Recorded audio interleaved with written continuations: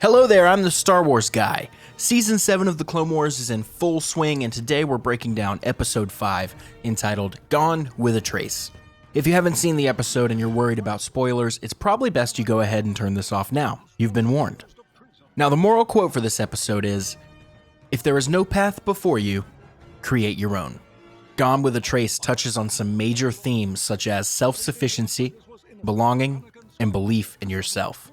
As a very quick overview of the episode, Ahsoka Tano crash lands her speeder bike and gets ensnared in the happenings of Coruscant's underworld, meeting some new characters along the way. While this is overall a slower-paced episode, we are introduced to a couple of new characters. But first up, it's the moment we've all been waiting for, Ahsoka Tano's return to the Clone Wars series. She is the primary focus for this episode at all times, and we clearly have a lot more to see of her in the coming episodes. And while we're not exactly sure how much time has passed since we last saw Ahsoka, this is presumably very soon after she left the Jedi Order. Now, the two main new characters we meet are the Martez sisters. These two underworld citizens are obviously having some money trouble. We have Trace Martez. Her heart seems to be in the right place, but she's involved with some less than savory characters. She also has a big problem with Jedi. She says they are, quote, running around, starting wars, and policing everything. And then we have her sister, Rafa. Rafa is definitely the sketchier of the two sisters, who always seems to be working on some sort of scheme to get them money. And apparently, it almost never works out. Now, this episode had a couple notable moments that I want to touch on. First of all, Ahsoka's ridiculous crash. This is how the episode begins. It serves to both get Ahsoka to meet Trace, and also to show us that she is clearly having trouble adapting to life after leaving the Jedi Order. Her speeder bike isn't working, she doesn't have enough money to fix it, and she doesn't have anywhere to turn for help. Next, Ahsoka watches a Republic battlecruiser rise through the underworld longingly.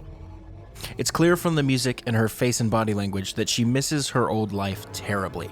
This is truly heartbreaking when you think back to just how unjust the Jedi Order were with her. She watches the ship rise from the underworld to the upper levels and disappear into the distance. Next up, Ahsoka fighting the thugs. Ahsoka is obviously known for her proficiency in hand-to-hand combat as well as her acrobatics, and this fight, however brief, does deliver on both of those fronts.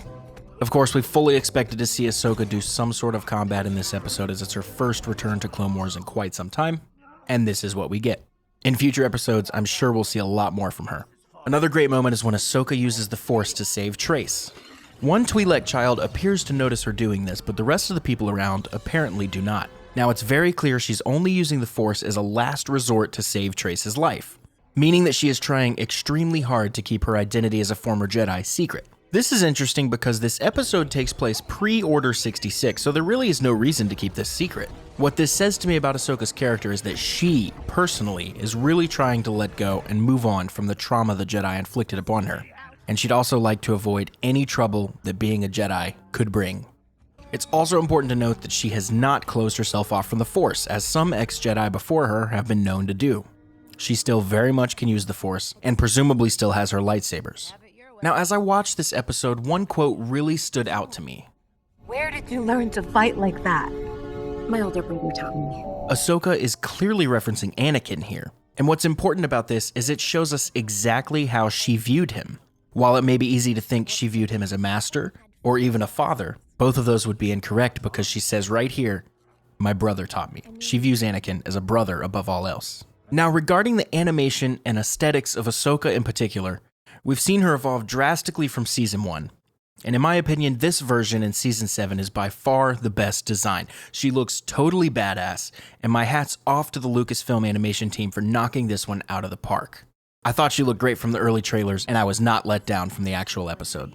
And that'll wrap up my breakdown of the 5th episode from Season 7 of Clone Wars, Gone with a Trace. So thank you so much for watching. Make sure to subscribe below for more Star Wars content every single day, and I'll see you in the next video.